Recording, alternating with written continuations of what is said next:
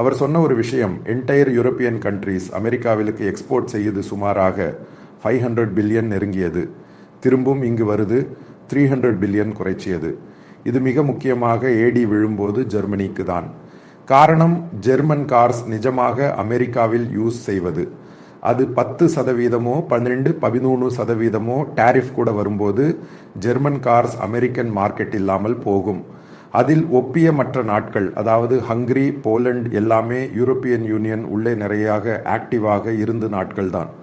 American president சொன்னார், காரணம் டாவோஸில் world economic forum நடக்கிறப்போ அவர் அங்கிருந்து லைவ் ஆகி அமெரிக்காவில் இருந்து வந்து பேசியது.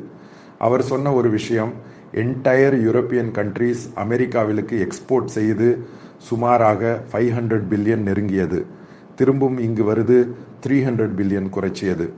இது மிக முக்கியமாக ஆடி விழும்போது ஜெர்மனிக்கு தான். காரணம், ஜெர்மன் கார்ஸ் நிஜமாக அமெரிக்காவில் யூஸ் செய்வது.